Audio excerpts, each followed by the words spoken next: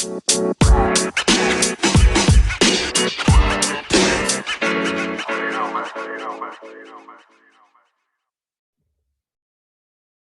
is going on, guys? I hope you guys are doing fantastic. I hope you guys are having yourselves an awesome day. And I hope that I can make it just a little bit better with this podcast episode, where today I have the absolute pleasure of interviewing Terry Tucker. Now, who is Terry Tucker, you might be asking? Terry Tucker is an international podcast guest on the topics of motivation, self-development, mental health. He's been a college basketball player, marketing executive, hospital administrator, SWAT Team Hostage Negotiator, high school basketball coach, business owner, motivational speaker, and most recently, a cancer warrior. He is the author of Sustainable Excellence, 10 Principles to Leading Your Uncommon and Extraordinary Life. Terry has also been featured in Authority, Global Thrive, and Human Capital Leadership magazines. Now, the reason that, I think Terry was really felt drawn to writing this book about sustainable excellence was all the things that this man has done in his life. Like, he is just a plethora of knowledge. And I really feel that now he feels the need to really share that, man. And his legacy is one that will survive many, many years, many generations, because what he's doing is just fantastic. And even his battle with cancer, the man smiles through it all, and he talks about the attitude that he has and his approach to it, all that stuff that is applicable to all of us. So when we feel down, man, there's no excuses. Terry is really a role model as to how we should conduct ourselves in these turbulent times and these crappy situations. And, his warrior mentality is one that I look up to, and I think that we could all take and learn a little bit from. So without any further ado, let's jump into our conversation with the author of Sustainable Excellence, Terry Tucker. Ladies and gentlemen, let's jump on in.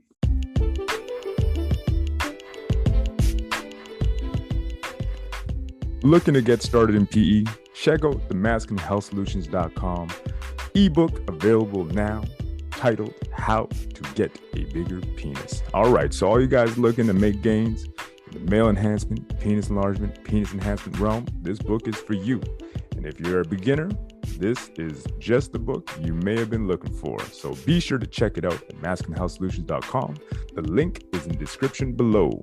Again, the book is titled How to Make Your Penis Bigger, and it will offer you all the knowledge and know-how that you need to get started on your PE journey. All right, without any further ado, let's jump on in.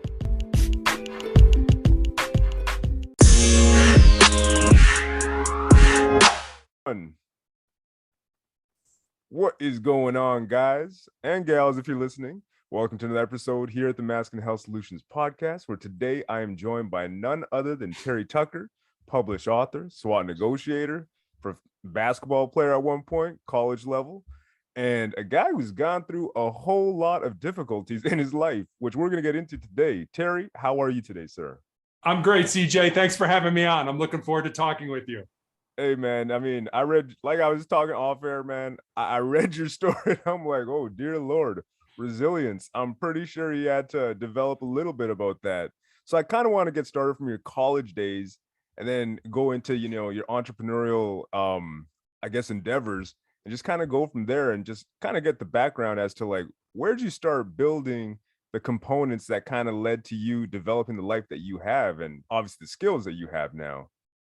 Yeah, I have been very lucky. I am the oldest of three boys. You can't see this, or you can't tell this from looking at me or from my voice, but I'm 6'8" tall. And I played basketball in college at the Citadel in Charleston, South Carolina. I kind of joke, and this is true, I have a brother who's 6'7" who was a pitcher for the University of Notre Dame, another brother who's 6'6" who was drafted by the Cleveland Cavaliers in the NBA. And then my dad was 6'5". So I sort of joked that if you sat behind our family in church growing up, there wasn't a prayer's chance you could see anything, that was going on. So fortunately, I graduated from college. I was the first person to graduate from college in my family, moved home to find a job, found that first job in the corporate headquarters of Wendy's International, the hamburger chain, in their marketing department.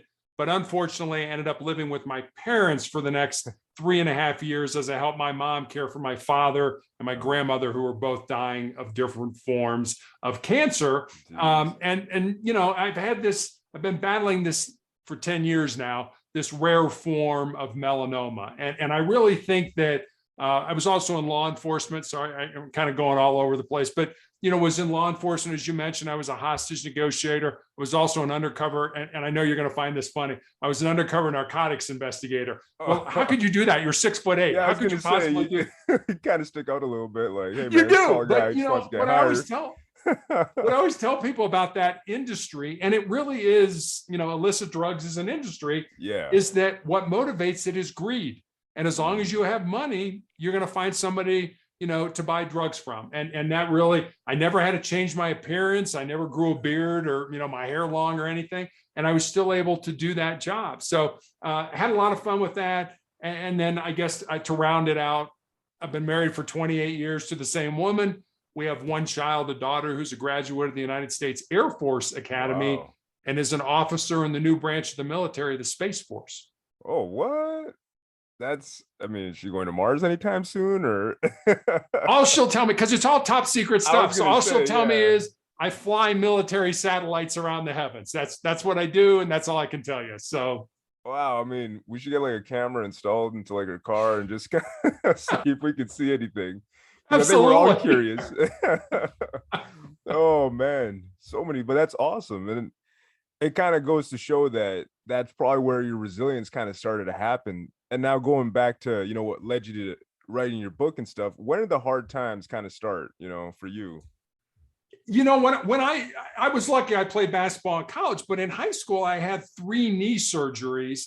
Ooh. And I remember when I went back playing after those knee surgeries, my mind was kind of putting all kinds of negative thoughts into my brain, things like, hey, you're probably a step slower and college coaches aren't going to be interested in recruiting you. And I remember, wait a minute, I'm still playing at an elite level and college coaches are still reaching out to me about the possibility of playing. So I learned early on, probably when I was 14, 15, maybe 16, that you needed to flip that narrative. You needed to put something positive. If you think about it, we have like 60 to 70,000 thoughts that pass through our brain every day, most of which we don't even pay attention to. No. But your mind can hold one thought at a time.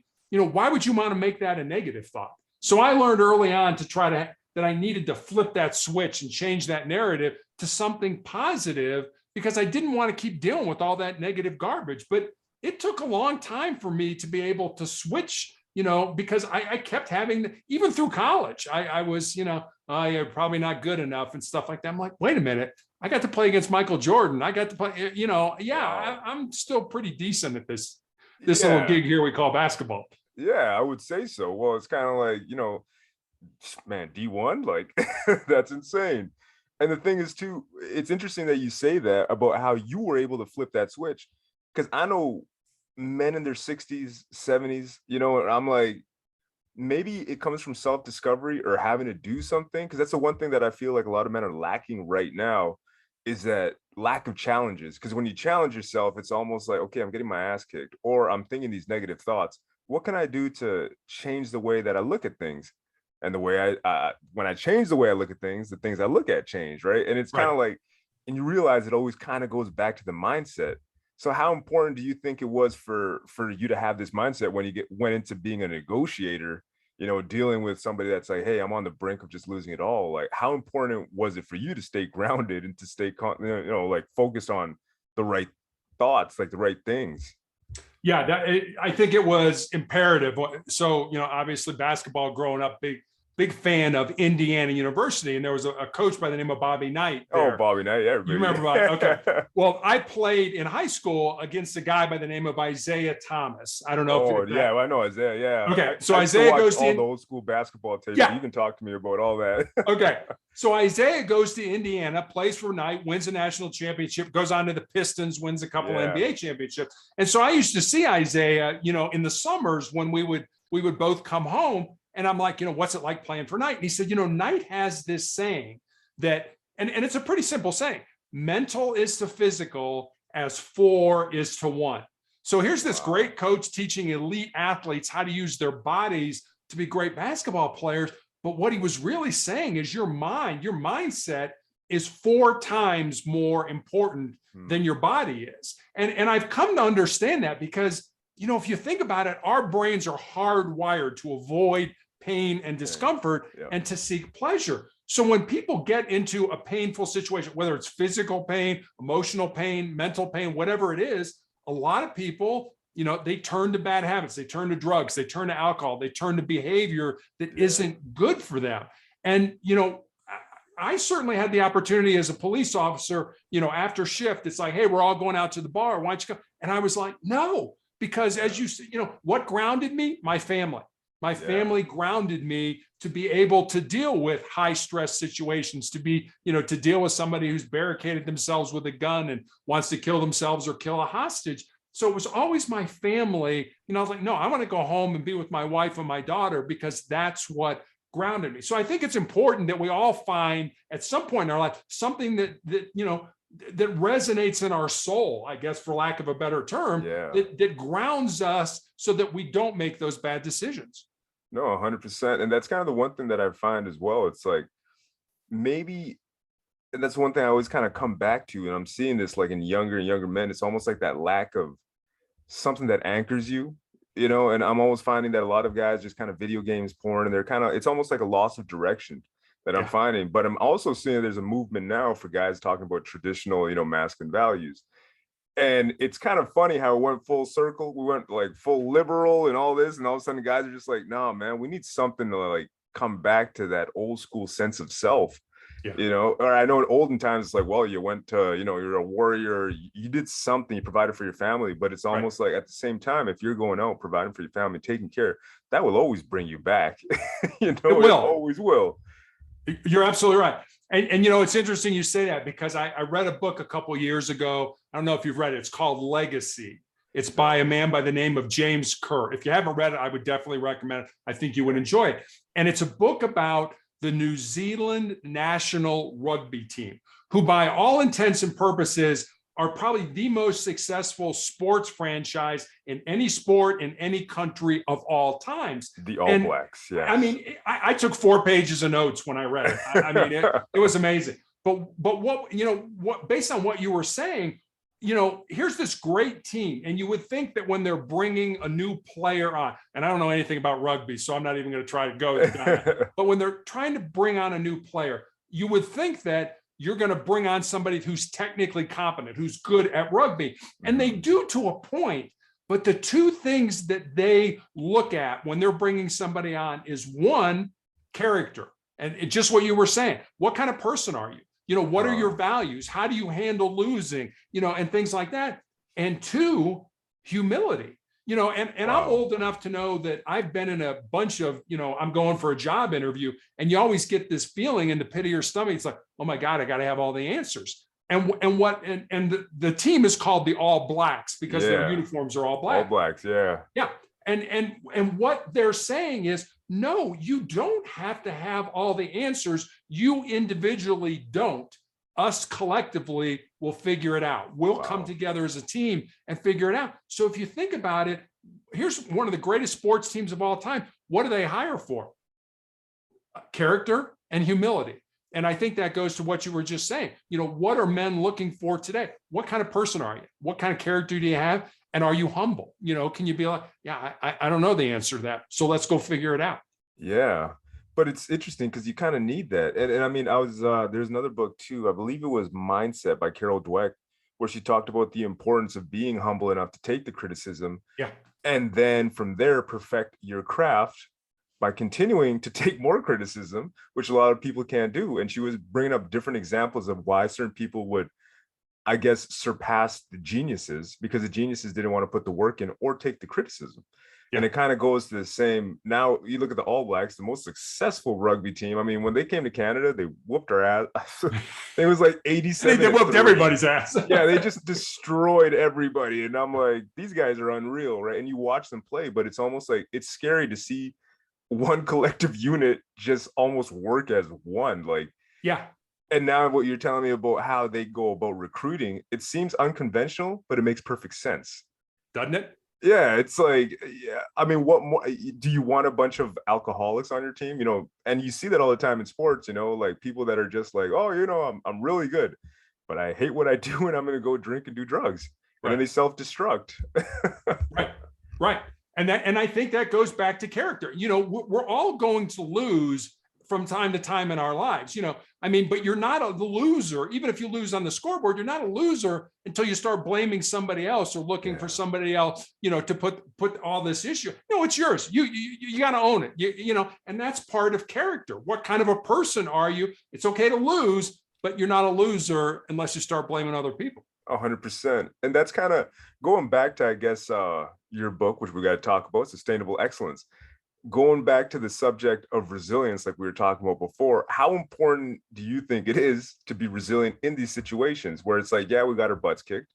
How do we bounce back? How does resilience really play into that? I think it's huge. I remember a story, Mike Krzyzewski, the Coach K, Coach K. Oh yeah, he just retired this year, I think. Yeah, exactly. When he first started at Duke, I forget who they were playing, but they got annihilated. And I remember, the coaches went out afterwards. This is him telling the story. Coaches went out afterwards and they're like, wow, yeah, we all need a drink, here's to, forgetting that loss. And Krzyzewski's point was, no, here's to never forgetting that loss. Here's to always remembering, that we got our butts kicked and we've got to move forward. And I try to do this every day of my life. I do it pretty successfully. I don't do it every day, but I really try. And I recommend it to other people.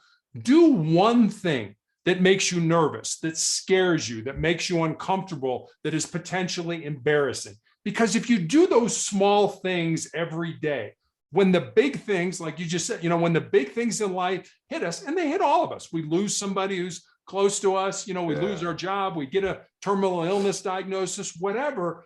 When those big things hit, you'll be so much more resilient to be able to handle them, as opposed to those people who are like, no, I just like comfort. Things are good right now. The status quo, I like it. Leave it alone. Don't mess with it. So I guess I would recommend that to your audience. Go out and do something. I hate going to the dentist. The other day, I picked up the phone, made my 6-month appointment. It was a little uncomfortable, but that's what I mean. It doesn't have to be a big thing, but find something every day that makes you nervous, that, keeps you on edge, because that's really how resilience is born. It's not born out of comfort. If it was comfortable, everybody'd be resilient, but, it's born out of trying to do something that's uncomfortable with you, that makes you nervous. Oh, I'm scared about that. Do it. Especially for young people. I always recommend this for young people. If there's something in your heart, something in your soul that you believe you're supposed to do, but it scares you, go ahead and do it. Because at the end of your life, the things you're going to regret are not going to be the things you did. They're going to be the things you didn't do. And by then it's going to be too late to go back and do them. And that's kind of the scary thing. For myself, even you look back at your life sometimes with regret. Now I look at it more from I'm going to use these as reference points. And it's like, that's where I screwed up. That's where I should have done this. And when it comes to resilience, you're right. Because David Goggins talks about the same concept about how you got to callous your mind daily. Right. And it's like, it could be as simple as going to the gym. And I always talk about, because I love working out. That's my thing, and progressive overload, whether it's in the realm of I'm developing my mind in some way. Like for me, meditation is something that I started to get into. And it's kind of like, at first, man, I couldn't even sit down, and I'm just like, oh, dude, I can't do this. Like, I would be the worst monk ever because I would just fall asleep. But the thing is, it's find different ways to discomfort your norm, and when you do that, you will find that you have to adapt. And humans, we are creatures of adaptability. And now back to your point, it's like, if I want to develop resiliency as its own thing, I have to do this. Yeah. And it seems kind of scary at first, and then you start doing it, and then it's almost like you fall in love with the process. We do. And but you think about it, we're also creatures of habit. When we get into that habit, we like it, it's safe, it's comfortable, we don't have to think about it, and it's good, but you're never going to grow if you're just a creature of habit, No. And if you think about you and I we're creatures of habit. We probably do the same thing every morning. We get up at the same time, we brush our teeth, we have breakfast, we get dressed, we go to work, and we do it the same way, and we drive the same way to work all the time. I remember when I was a cop, I always tried to drive a different way home. I didn't want, I didn't want to be I didn't want somebody following me, to be honest with you. But, think about that in terms of just do something different. Like you say, do something that's, I've never done that before. That's a little, we'll see how that goes. That's how you develop resiliency. No, 100%. And there's no way to escape that. And I think that's one of the biggest revelations in my life so far. It's like, you can't get to where you want to get without a little bit of friction, without a little bit of traction. Right. And I'm like, as soon as I realized that, I wish I had discovered that when I was like 16, 15, maybe, because obviously my life trajectory would have been different. Right. And I think for many of us, myself included, for most of my life, it's like you experience a little bit of friction. And you're like, you know what? I'd rather give up than actually go forward. And I think that's holding a lot of us back, which is why, I'm having blast talking to you, because you're basically saying like, you got to power through things sometimes. If you do want to win, if you want to get to that next level, sometimes we have to experience that. And from that, we learn and we develop the skills that we need to find success. We do. But that's, you think about it, I've run across so many people who think that failure is something that's bad. It's not. It's not. Failure is the road that's paved to success. Nobody who's ever been successful never failed. I mean, most people failed a lot along the way. But, there was an old quote from Nelson Mandela, the former president of South Africa, who said, I never lose. If I get this right, I never lose. I either learn or I win. Yes. So, if you're going to be successful, great. But if you're not, what are you learning? What do you figure? What are you learning about yourself? What are you learning about, I tried to start a business. It wasn't successful. Why? Why wasn't it? What can you learn from that and maybe start another business that will be successful based on what you've learned? So being a lifelong learner, I think, is another important point that we all need to be in our lives. Well, the constant learner, I think it was Plato who, they told him that he was the smartest man in his town. And Plato was like, no, I'm not. I'm going to go find the smartest guy. And then he came to the realization that the guy who thought it was the smartest was the most pompous and, was just done learning. And he said, I am the dumbest man in this town. But he didn't really mean it that I'm the dumbest so much as like, I'm just the guy that's constantly learning.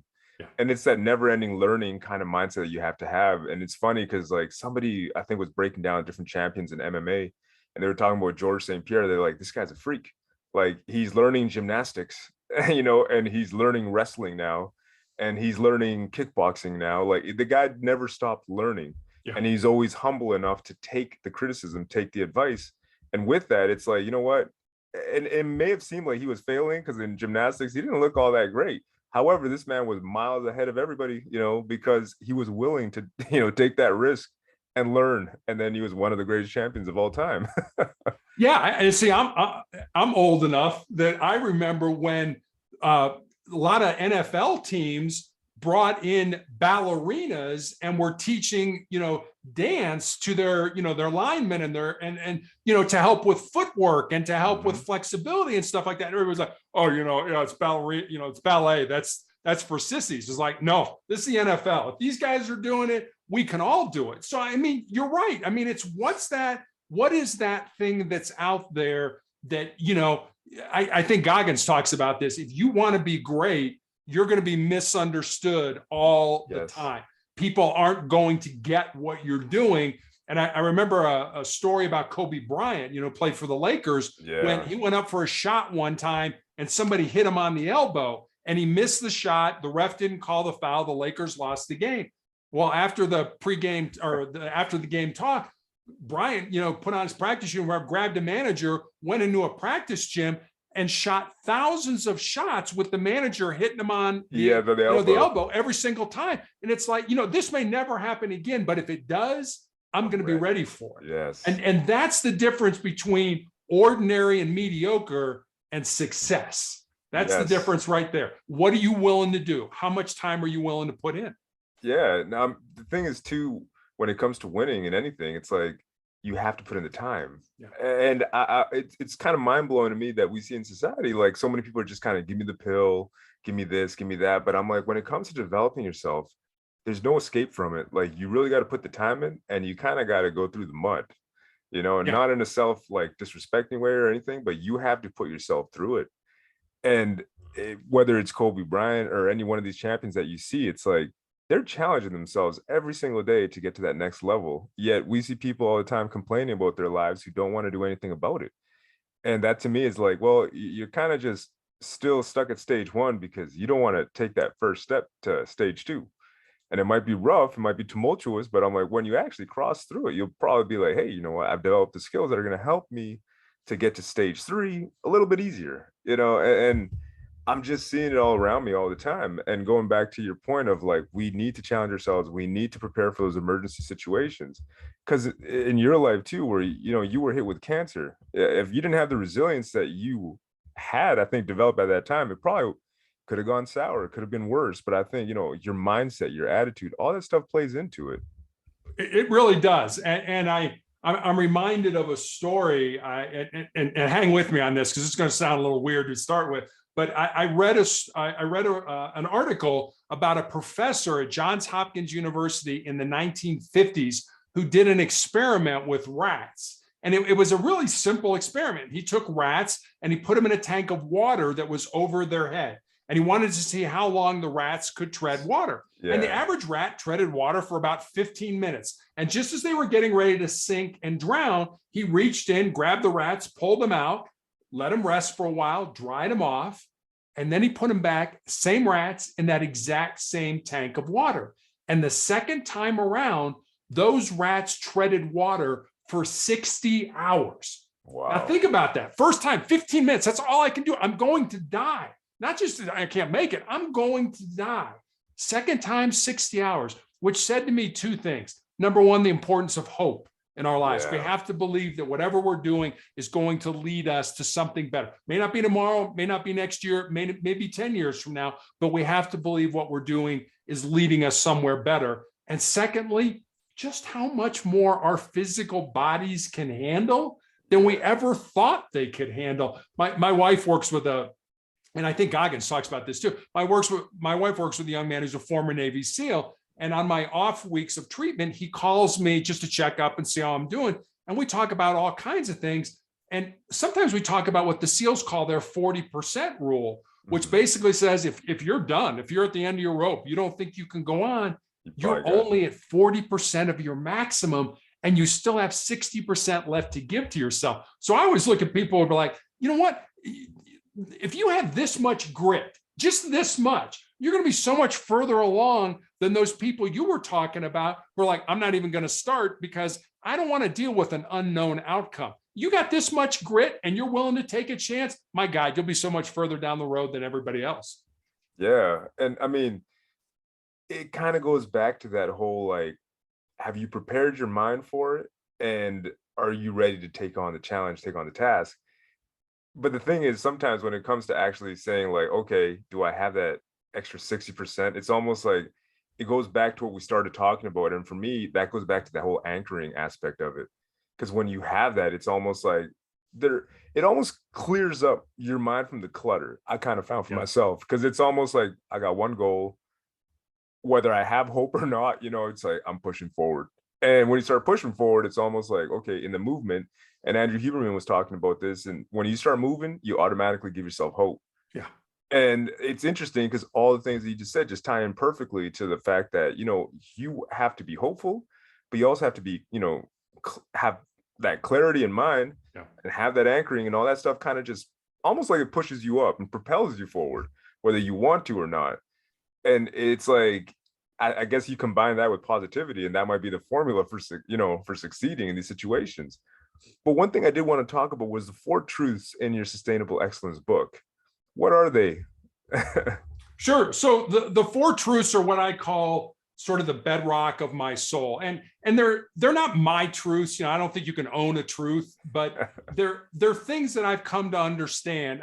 The first one, I think I came to understand a little bit earlier in life. And the first one is this: you need to control your mind, or your mind is going to control you. And I think the way that resonates is the story that we talked about earlier about when I was, you know, went back playing basketball after my knee surgeries and what my mind was putting into my brain. So you need to control that mind. Otherwise, your mind is going to control you, because your mind knows your fears. It knows your vulnerabilities, and it will use those against you if you don't you use, if you don't say, no, that's not who I am. That was who I was 10 years ago. This is who I am today. So you can't bring up all this garbage and say, that's who you are. That's not who I am. This is who I am now. So that's the first one. The second one is embrace the pain and the difficulty that we all experience in life and use that pain and difficulty to make us a stronger and more determined individual. And the way that resonates with me is this: we're all going to experience pain in our lives. And, for me, it doesn't have to, it's not cancer pain or even any kind of an illness. You could break up with your boyfriend or your girlfriend, or, not get the promotion at work that you think you deserve, or have a fender bender on the way to, church or whatever it ends up being for you. Pain is inevitable. Suffering, on the other hand, suffering's optional. Suffering's what you do with that pain. Do you use it to make you a stronger and more determined individual, or do you wallow in it and feel sorry for yourself and want others to feel sorry for you? The way I look at pain now, especially with cancer for 10 years, is I don't run from pain. I use it. I take that pain, I flip it inside, I burn it as fuel, I use it as energy. And I know people are, oh yeah, you're tough. You were a SWAT nigga. I am the biggest wimp in the world. So trust me, if I can do this, anybody can do it. So that's the second one. The third one is, I guess, more of a legacy truth. I think it's important for all of us to sort of look at the end game. And the third one is this: what you leave behind is what you weave in the hearts of other people. And I remember when I had my leg amputated in 2020, and I found out I had tumors in my lungs. And so I went with my wife to the mortuary, to the cemetery, and to the church, and I planned my funeral. And because I come on these podcasts and I give talks on motivation and the need to keep moving forward, some people reached out and they're like, well, don't you think that's kind of defeatist, planning your funeral? And, I kind of looked at them like, well, the last time I checked, I think we're all going to die. I don't think anybody's working on a cure for life right now. Yeah. But, everybody dies, but not everybody really lives. So that's number 3. And then number 4, I think is pretty self-explanatory. It's as long as you don't quit, you can never be defeated. And the way that resonates with me is this: someday my pain is going to end. It may end through surgery, may end through some type of a new medication. Quite frankly, it may end when I die. But if I quit, if I give up, if I give in to pain, then pain will always be a part of my life. So those are the 4 truths. I have them on a Post-it note. I look at them multiple times every day, so they constantly get reinforced in my brain. And I love them. I mean, they're a good place to build a good life off of, I think. I think so, because I think anybody applies what you just said there, I think that's a recipe for success, and from people that are going through deep, dark times. And I mean, the last part really stuck out with me, where it's like, if you don't give up, you can't be defeated. And I really believe that, even for myself, we all go through times where it's like, what, you just want to throw in the towel. You just really do. You're just like, I'm just done. I feel completely tired, I'm exhausted, whatever the case may be, and you're just like, I just want to throw in the towel and just give up. But it's almost like, at the same time, what you're giving up, or what that it really entails. And the way that you say it makes perfect sense. It's like, what, you're succumbing to defeat, but you chose that, and that kind of scares me into not doing that. Yeah. It's like, almost like I am in full control of this. And that's the one thing that I do always believe, that we have the choice to basically set the trajectories of our lives. Like, our lives don't happen to us to a certain degree. I mean, sure, things may happen, but at the same time, it's like, to your point, it's like, I can wallow here in self-pity, or I can do something positive with it. You're here on this podcast, you wrote a book. I think that, what, sure, maybe a negative situation, but there's been a lot of positive that's come from this unfortunate, event, or not even event, but, something that you have to live with. Yeah. And a lot of it is how we look at things. Do you, like, let's say, going to work, do you have to go to work, or do you get to go to work? Do I have to go to treatment, or do I get to go to treatment? It's what handle you want to grab. Do you want to grab the handle of despair and defeat, or do you want to grab the handle of success and confidence? It's your choice. And you know what? Life isn't going to say, oh, Terry's having a bad day, we're going to help him out. Life doesn't work that way. It's kind of like, life sucks. All right, you know what? We're going to beat on Terry today because he's having a bad day. But this is going to make Terry stronger. This is going to make Terry more resilient. But people don't see it that way. It's like, no, I don't want any more. No, you can handle so much more than you think you can. Well, and I mean, I honestly think that, somebody going through a situation like yourself that's a testament to the fact that, hey, not only do I live by these concepts, you can do it too. Yeah. Because you just said, like, hey man, I don't like the pain, I don't like the suffering. However, if I'm doing it, I'm living it, there's no other reason why you can't. And to me, I mean, it's almost like holding up a mirror to myself at times, and I'm like, well, there's certain things that I don't want to do. And obviously look at your situation and what you're going through, and you're doing this daily, hats off to you. And I think for many of us, it's almost one of those things where it's like, okay, you know what? You got no excuses, man.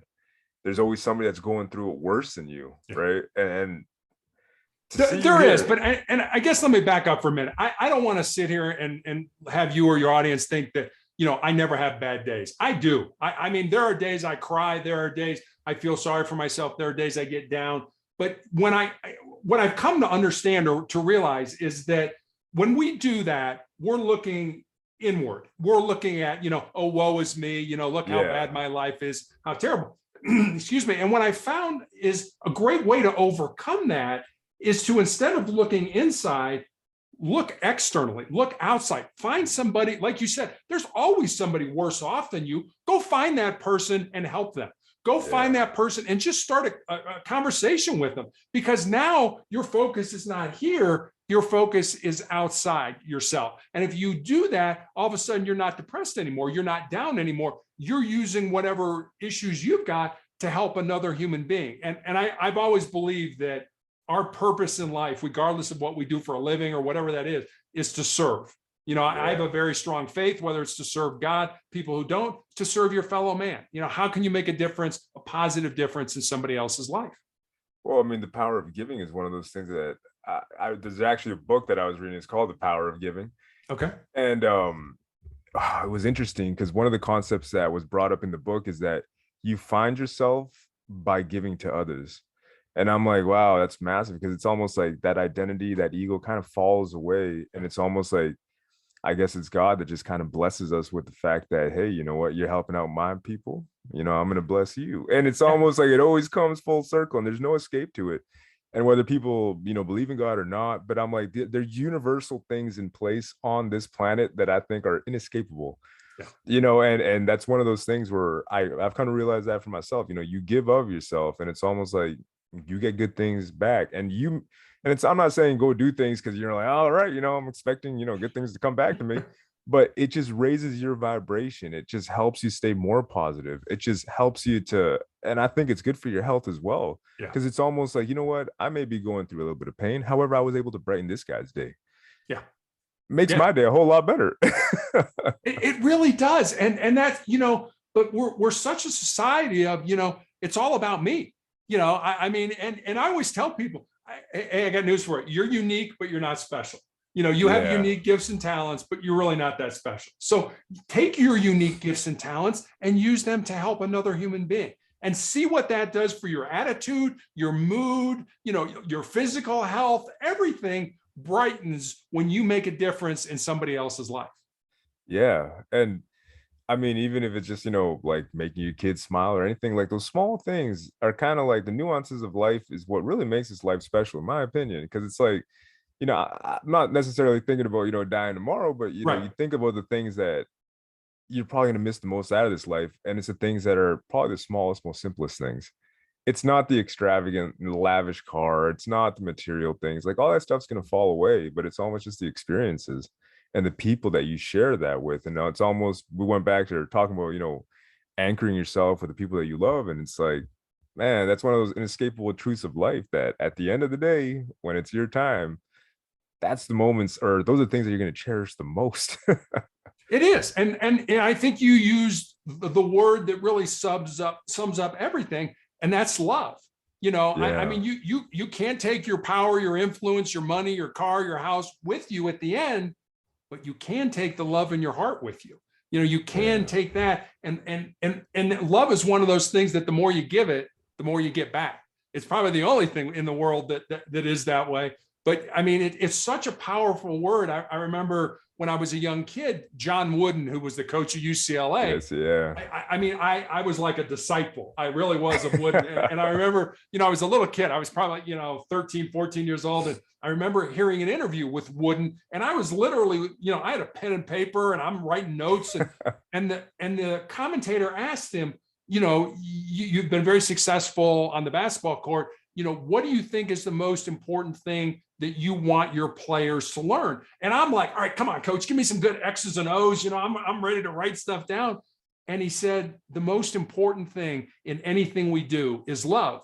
And I was like, no, coach, come on, give me some good X's and O's, and I was too immature to understand that at that point in time. But here's this great coach saying, whether it's loving yourself, loving what you do for a living, loving your fellow man, loving your God, whatever it is, love should be at the center of everything. And I know from a guy's point of view, we don't talk about love, love isn't something we deal with. No, it should be something we deal with because it's universal in whatever you put your hands in, love should be part of that.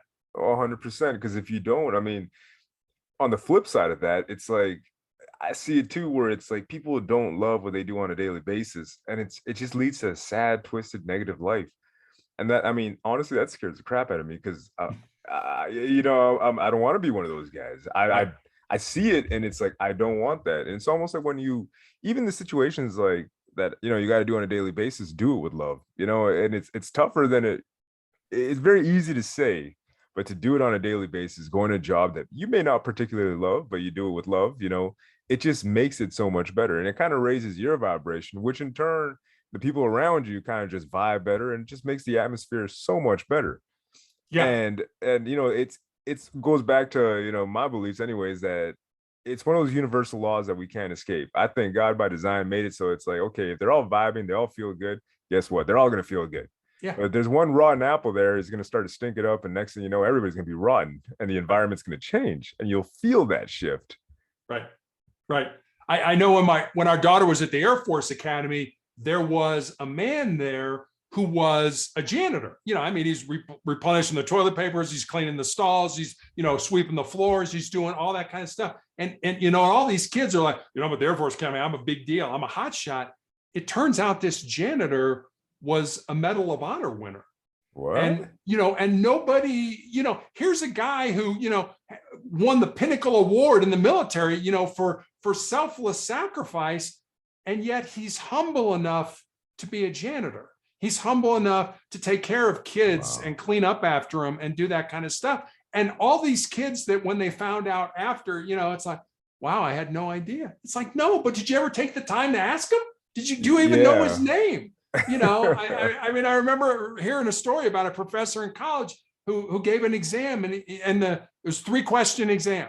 And he's like, okay, first question had something to do with the course. The second question had something to do with the course. The third question was this: what's the name of the woman that cleans up in here after class? And almost nobody got that because, you think you're too good to talk to the janitor or the homeless person or whatever. And, I get questions sometimes from young people today, I want to be in law enforcement. What do you recommend? And I always tell them, put down your devices, go out on the street and talk to the homeless guy and go up to the penthouse and talk to that guy. Because if you can talk to those people and not talk to them, not talk at them, talk to them to understand where they're coming from, you'll be a good cop. I would imagine, because that would have to play in. I mean, I think in order for you to be a good cop, and I mean, this is my perspective, you have to know how to communicate with everybody and pick up on the really small things as to like, these small physical cues or, what they're saying, their language, and almost like decipher that, especially in your case where you're dealing with, situations that are a little bit more hairy. It's almost like you cannot neglect that. Like you have to know exactly what they're trying to communicate. And it's not just words. And I feel like you're right. Going back to the devices, and I see that where it's like just weird socially how younger generations are kind of interacting, where you see them all. And I mean, I get it. We had newspapers, magazines and that back in the day, But it wasn't like we brought our magazines out when we were going to go hang out at McDonald's per se, you know. It's like, hey man, look at this beautiful like Lamborghini on Dew Point Registry or something. You weren't bringing that around, Right. and it's kind of odd because it seems like we need to reintroduce like just normal social activity and behavior. We do.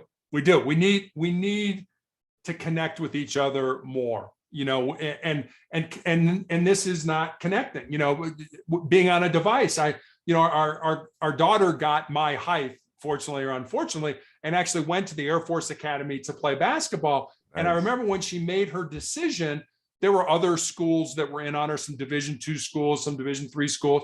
And I said, okay, you need to now call these coaches and let them know you've made your decision.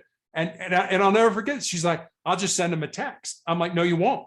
I said, this has been a relationship, whether it's, parent, child, husband, wife, boss, subordinate, whatever it is, this is a relationship. You owe these people a phone call. And she didn't know how to do it. Wow. She could I can send them a text, no problem, but I don't know how to. We actually had a role play, for, hey, here's what's going to happen. And, here's what they're going to say.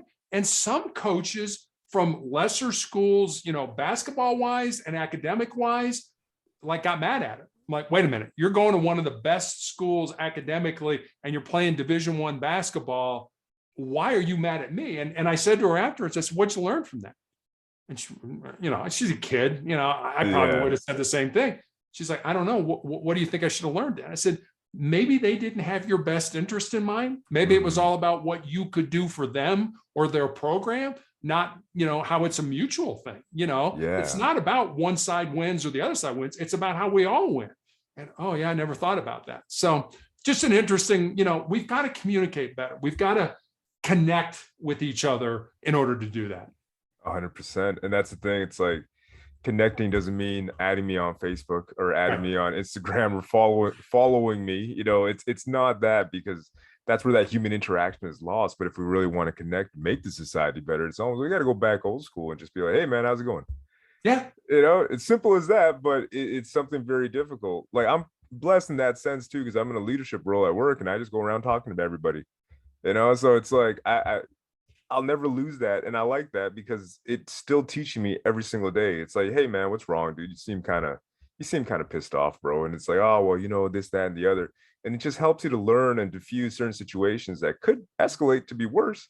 But if you're there and you're kind of able to nip it in the bud, I think as a police officer or any job that you're doing, it's almost like, if I can avoid it, it's probably better for everybody. Well, and that's, that's one thing I learned as a negotiator. And I think one thing that you demonstrated there was the importance of listening to understand as opposed to listening to reply. We're great at, hurry up, CJ, say what you're going to say, because I want to get my 2 cents in, versus, all right, CJ, I heard what you're saying. I may agree with you. I may not agree with you, but help me understand that. Where are you coming from with that? That's listening to understand. We do that, we can accomplish anything. But, hurry up, we're screaming at each other, we're not going to get anything done. No. Well, it's almost like that's just butting heads. And you see that too all the time, where it's like, you know what, if one of us had sat back and just listened to the other, because I've been in that situation too, where it's like, I'm trying to get my point across and the other person's like, well, me too. And I'm like, you're not listening either. And it's almost like we're going nowhere fast. Yeah, and it's your fault. And it only gets worse from there. And luckily enough, I've had the situation where I'm all right, tell me, give me your perspective then, and that kind of goes back to humility as well, where it's like, okay, you got to be humble enough to be like, maybe you're wrong. Right. And you know what? I've been wrong on multiple occasions now, where I'm like, you know what? Maybe I should just shut up and listen. Yeah. Yeah. I heard one time that the best way to end an argument is with one sentence. And the sentence is this: you might be right. Because I'm not saying you are right, but it also gives you somewhere to go other than, I don't have an off ramp here, so I got to keep arguing here. I just gave you the off ramp. You might be right. Oh, he said I might be right. You may be right. You may not be right. But that one sentence can diffuse an argument. You might be right. I'm not saying you are. I like you leave it with the possibility of it might be. Exactly. Oh man, I'm gonna have to use that one on my wife. I'll never lose again. You never will. I mean, she'll love you forever, you know? It's like the one key component to always winning. Make her But think she's good. So Terry, tell us where we can find you and tell us about your book a little bit more, because I feel like we could have talked more about the book, man. We definitely got you next time. Sure.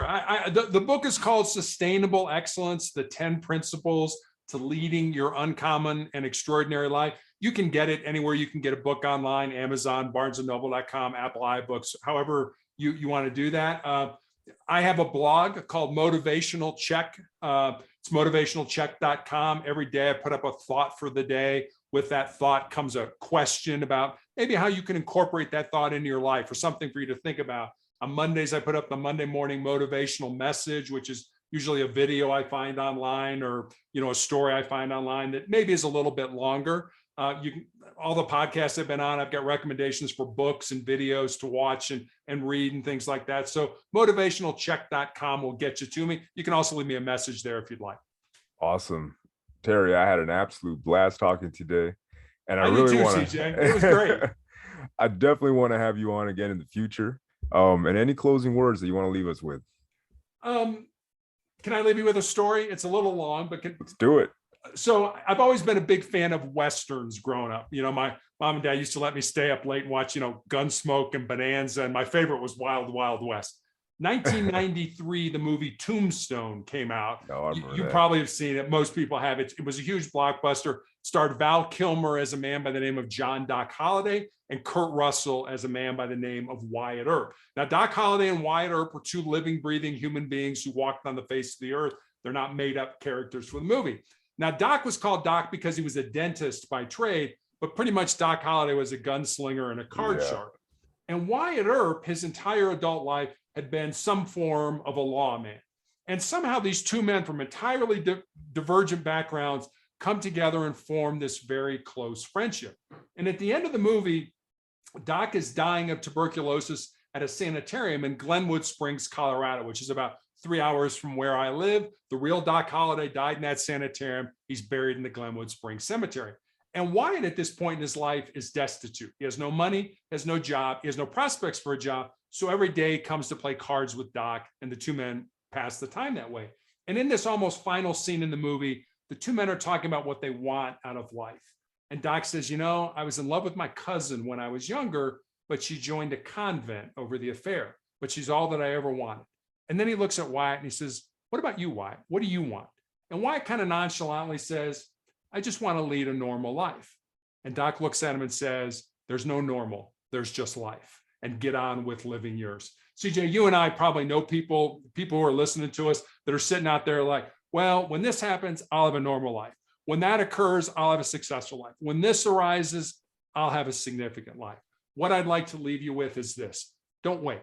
Don't wait for life to come to you. Get out there, find the reason you were put on the face of this earth, use your unique gifts and talents, and live that reason. Because if you do, at the end of your life, I'm going to promise you two things. Number one, you're going to be a whole lot happier. And number two, you're going to have a whole lot more peace in your heart. Bam. Mic drop. That was a spectacular way to end it. And you're totally right, because life is meant to be lived. You can't live it from the sidelines, and you can't live it sitting down. Right. I love that. Terry, I had an absolute blast. And again, man, until the next episode, and I'll definitely have to have you on again so we can talk some more. Sounds good. Thank you very much. I really enjoyed talking with you as well. All right, everyone. Take care until the next episode.